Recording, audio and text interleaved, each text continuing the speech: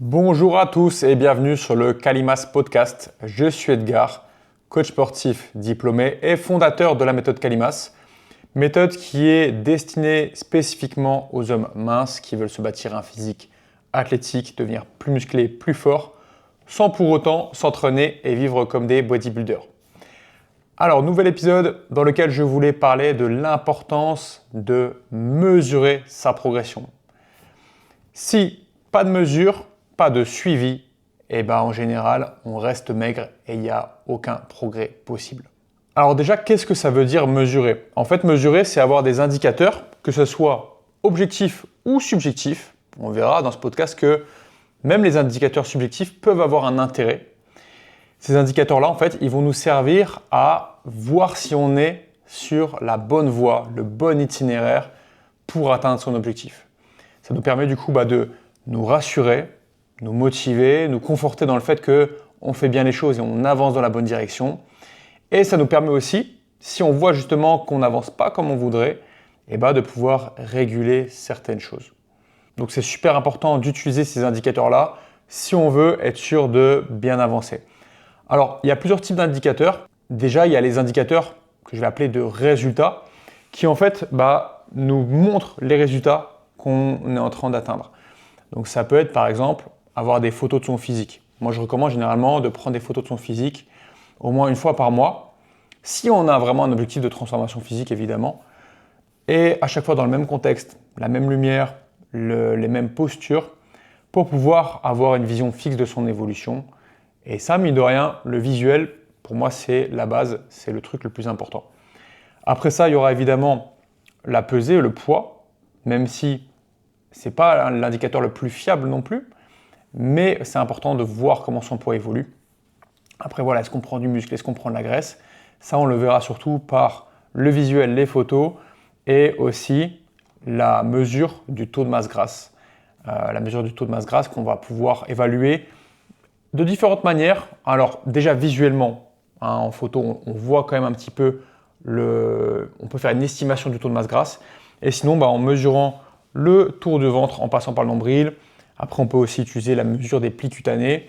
On peut aussi utiliser des balances, tout simplement, qui estiment notre taux de masse grasse. Même si ça reste une estimation, il ne faut pas non plus prendre ce chiffre comme une valeur certaine.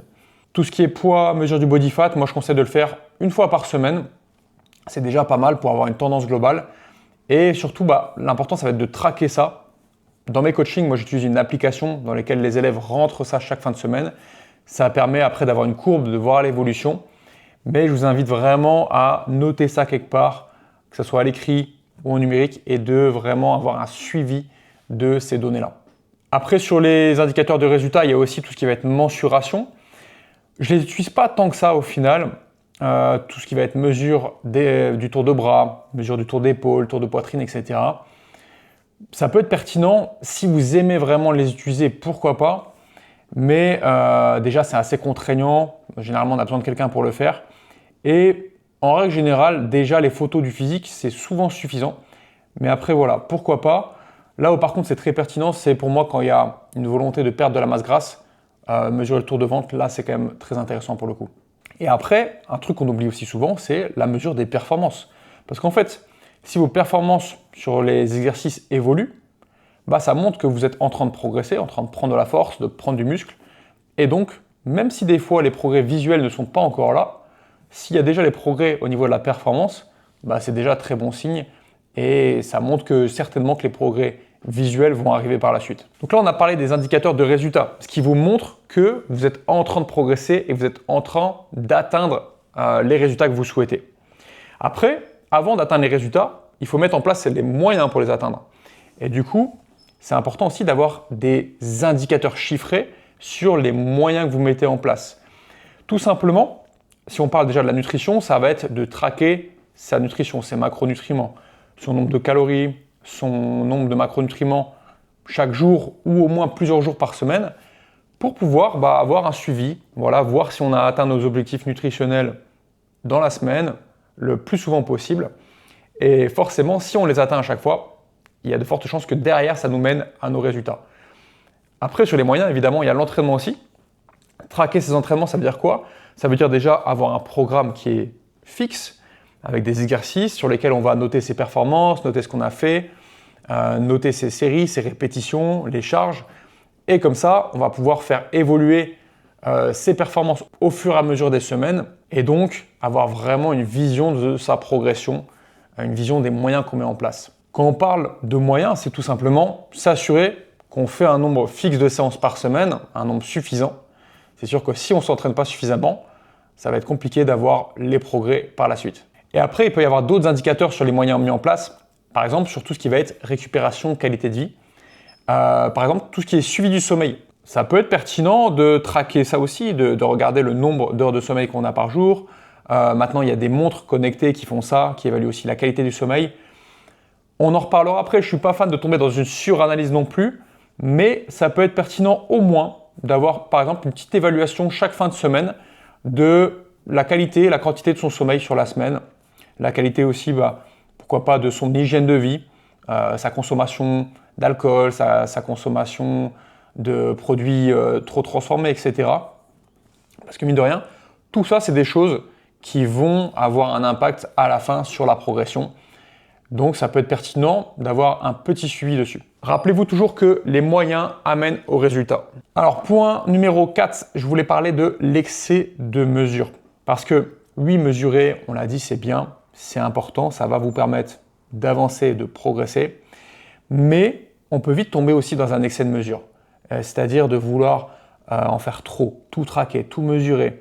Et en fait, pourquoi pas? Il y a des gens qui aiment bien mesurer, il y a des gens qui aiment bien être dans le contrôle. Si ça vous va, ok, faites-le. Mais si ça commence à générer plus de stress, plus de charge mentale et que vous voyez que ça a un impact négatif sur vous, il vaut mieux repartir à une base simple. Par exemple, ce n'est pas obligatoire de se peser chaque jour. Ce n'est pas obligatoire de tout traquer, comme je l'ai dit, avec des montres connectées qui vont analyser toutes vos données, le stress, le niveau de sommeil, les pas, etc. Oui, avoir une petite évaluation, c'est important, mais pas besoin d'en faire trop. Gardez toujours les choses au plus simple. C'est la simplicité qui fonctionne au mieux. Tant que vous avez une vision globale et une tendance de ce que vous mettez en place et de votre évolution, c'est ça le plus important. Des fois, la suranalyse, ça peut amener à se détourner de l'essentiel. Il y a des mecs, ils sont tellement en train d'analyser toutes les données sur l'entraînement, analyser leur RPE, la difficulté sur 10, analyser les reps en réserve et tout, qu'ils en oublient à un moment donné juste de s'entraîner fort, d'aller à l'échec, de pousser, de manger suffisamment. Et donc voilà, restez quand même concentré sur l'essentiel. Les indicateurs sont là pour vous aider, pas pour vous contraindre et pour vous détourner de vos objectifs. Je l'ai dit en début de podcast, il y a aussi des indicateurs subjectifs qui ne vont pas être mesurables, pas autant que par exemple le poids, etc.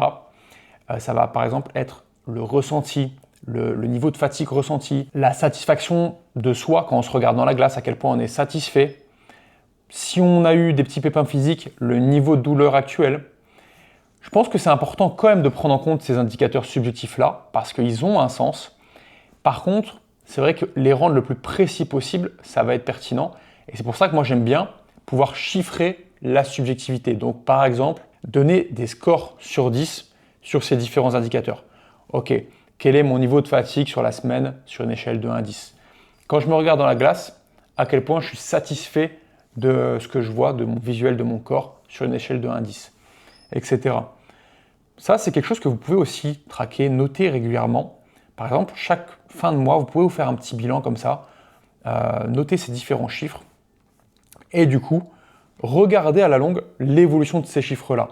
Alors oui, c'est peut-être pas une valeur ultra scientifique, mais c'est quand même vous, c'est quand même votre ressenti. Et si votre ressenti, il évolue positivement de semaine en semaine, de mois en mois, c'est quand même signe que vous êtes en bonne voie de progression. Voilà, donc pour conclure ce podcast qui était assez court, assez bref, pour bien réussir sa prise de muscle, il faut avoir des indicateurs chiffrés pour pouvoir suivre sa progression, l'objectiver, ne pas avancer au hasard, mais il ne faudra pas non plus trop en faire. Il faudra savoir les utiliser à bon escient, se servir de ces indicateurs-là pour que ça nous aide à notre progression et non pas que ça nous rajoute trop de contraintes et trop de stress. L'idée est de garder les choses au plus simple et de ne pas se détourner de ses objectifs. J'espère que vous avez apprécié ce petit épisode. Si c'est le cas, comme d'habitude, faites-le moi savoir avec un petit commentaire. Ça m'aide, ça me montre aussi que mon travail sert à quelque chose et ça me fera super plaisir. Je répondrai à tout le monde. Pour ceux qui veulent un accompagnement personnalisé sur vos objectifs, que vous soyez vraiment pris en main de A à Z, comme je l'ai fait déjà avec plus d'une centaine de gars, vous pouvez aller checker mon lien qui est juste en bio, prendre rendez-vous avec moi. On discutera déjà et on verra s'il y a un sens à travailler ensemble. Je vous dis à très bientôt. Je vous souhaite une bonne journée et force à vous pour l'atteinte de vos objectifs, pour votre prise de muscle. Allez, ciao!